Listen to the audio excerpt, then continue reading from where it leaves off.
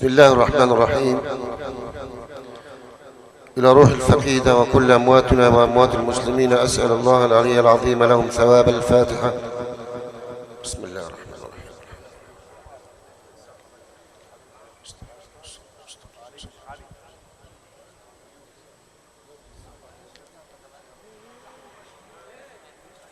الحمد لله،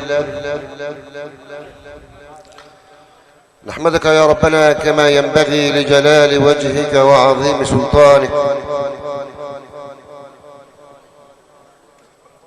ونشهد أن لا إله إلا أنت، لا إله غيرك ولا معبود بحق سواك، ونسألك يا ربنا أن تجنبنا موارد الظالمين، وأن تجعلنا يا مولانا عند سكرة الموت ووحشة القبر ووقفة الحساب من الآمنين، وإذا أردت لعبادك فتنة أن تقبضنا يا ربنا إليك غير مفتونين ولا فاتنين يا رب العالمين. اللهم يا ربنا جنبنا الفتن ما ظهر منها وما بطن، ونشهد أن لا إله إلا الله وحده لا شريك له، ونشهد أن الصادق المصدوق صاحب اللواء المعقود والحوض المورود والمقام المحمود والموقف المشهود والشفاعة العظمى على الله يوم القيامة سيدنا ونبينا ومعلمنا وأستاذنا وقائدنا وقدوتنا ومخرجنا من الظلمات إلى النور محمد عبد الله ورسوله وصفيه من خلقه وحبيبه، نبي الهدى الذي طهر بالإيمان قلبه، وسيد الآنام الذي ختم به الرسالات ربه. اللهم صل وسلم وبارك عليك سيدي يا رسول الله، صلاة وسلاما دائمين متلازمين إلى يوم الدين. ثم أما بعد، أيها الجمع الكريم، أسأل الله في علياء سمائه أن يجعل سعيكم مشكورا وأن يجعل ذنبكم مغفورا. عندما نزل على سيدنا رسول الله صلى الله عليه وسلم قول الله تعالى: إن الله وملائكته يصلون على النبي يا أيها الذين آمنوا صلوا عليه وسلموا تسليما. ماذا قال الحبيب صلى الله عليه وسلم وهو الرحمة المهداة والنعمة المسداة؟ قال: اللهم صل على أمتي كما صليت علي حتى تشركهم معي في الصلاة. لم يرضى الحبيب صلى الله عليه وسلم أن يكون الفضل له وحده وأن يكون الخير له وحده، ولكن أراد أن يعم الخير كل أمته. قال: اللهم صل على أمتي كما صليت علي حتى تشركهم معي في الصلاة. فماذا قال ربنا؟ هل يرفض الله سبحانه وتعالى وهو العزيز الغفار طلب نبيه المصطفى المختار؟ كلا والله، بل أنزل جبريل على الفور يجوب الآفاق ويطوي بأجنحته السبع الطباق على الحبيب محمد بقوله تعالى: يا أيها الذين آمنوا اذكروا الله ذكرا كثيرا وسبحوه بكرة وأصيلا، هو الذي يصلي عليكم وملائكته ليخرجكم من الظلمات إلى النور وكان بالمؤمنين رحيما. تحيتهم يوم يلقونه سلام وأعد لهم أجرا كريما. يا أيها الذين آمنوا، نداء، ولكن هو نداء ليس كأي نداء، إنه نداء من الكبير، نداء من الله سبحانه وتعالى. لمن؟ لأي حد؟ لا، للمؤمن. والإنسان إذا بلغ درجة الإيمان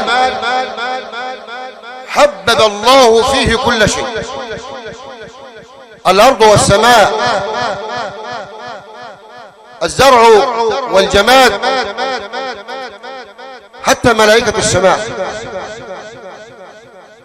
اسمع ماذا قال ربك سبحانه: الذين يحملون العرش ومن حوله يسبحون بحمد ربهم ويؤمنون به ويستغفرون. لمن يستغفرون؟ ويستغفرون للذين آمنوا ربنا وسعت كل شيء رحمة وعلما فاغفر للذين تابوا واتبعوا سبيلك وقهم عذاب الجحيم. الإنسان إذا وصل درجة الإيمان طوع الله له كل شيء. ألم يقل ربنا سبحانه في الحديث القدسي الجليل: إذا أطاعني عبدي، أو لو أطاعني عبدي لجعلته عبدا ربانيا يقول للشيء كن فيكون. يا أيها الذين آمنوا، ربنا ما قالش يا أيها الناس، مع أن كلمة ناس تشمل كل البشر،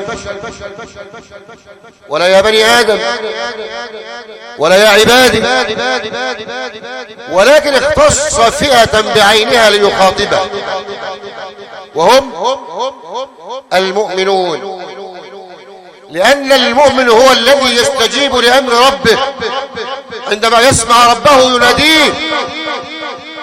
ويكفيك فخرا وشرفا أن ربك يناديك بهذه الصفة: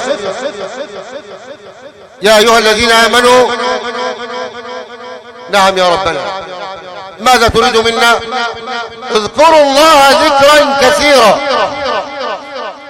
أيها المؤمن، كن حريصا دائما على ذكر ربك. اذكروا الله ذكرا كثيرا وسبحوه بكرة وأصيلا، هو الذي يصلي عليه.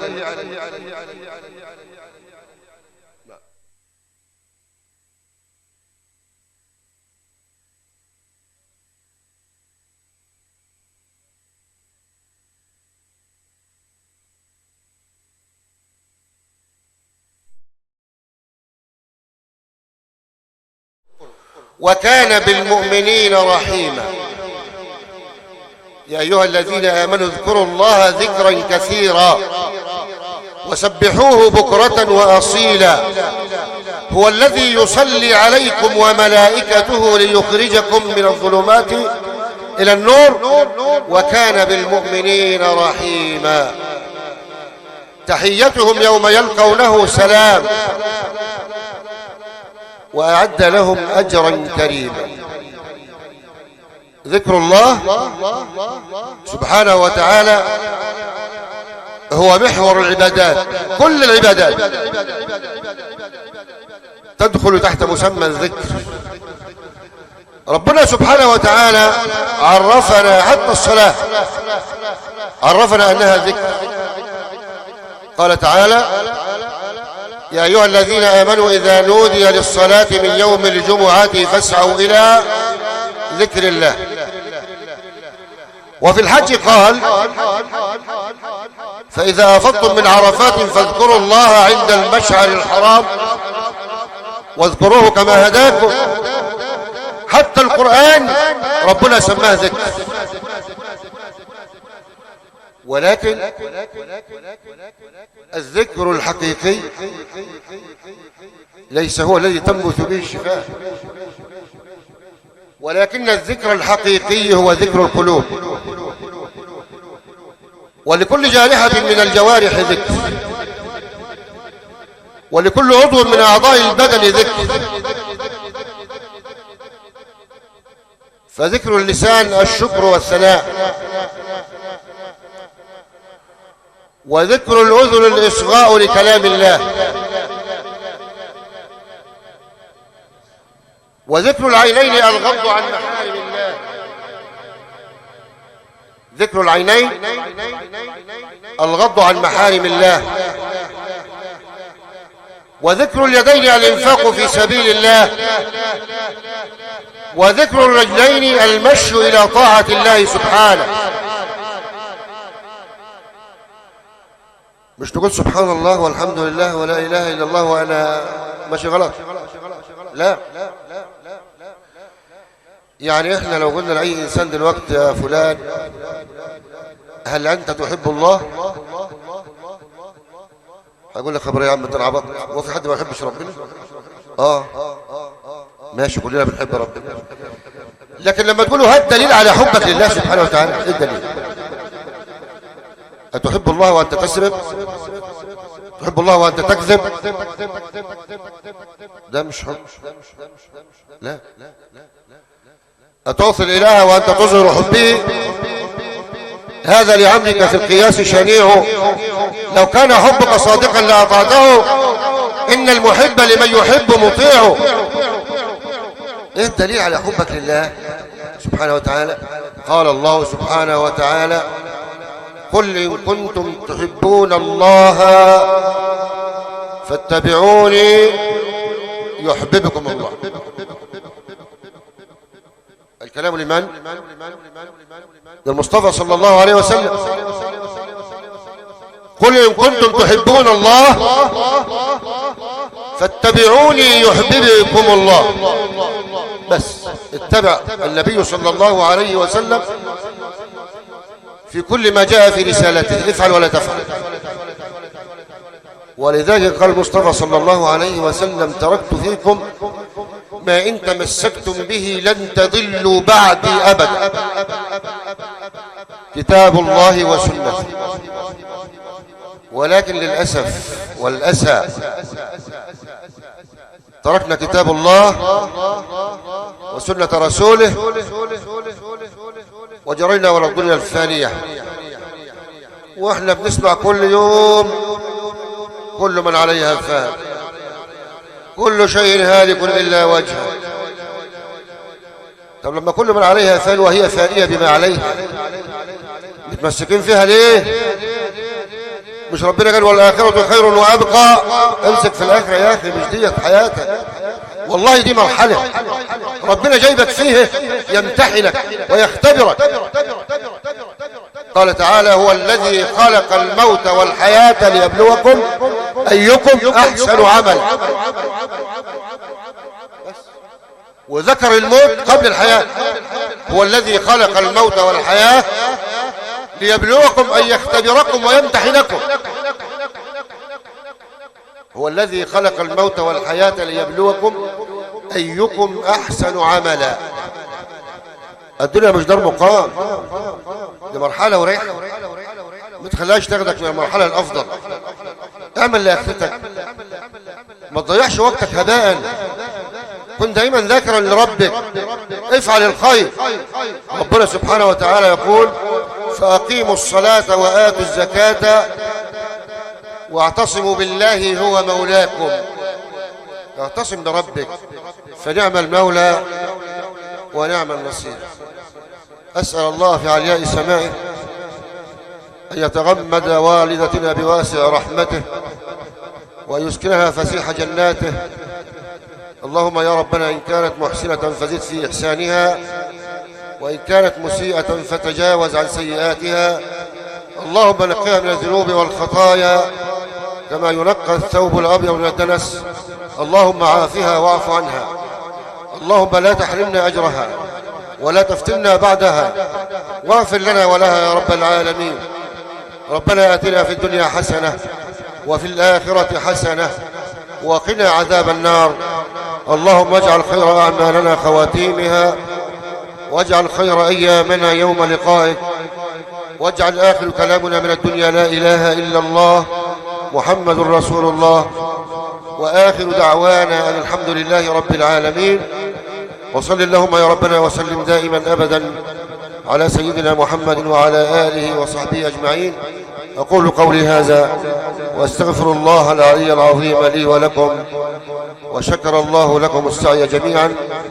والسلام عليكم ورحمة الله تعالى وبركاته.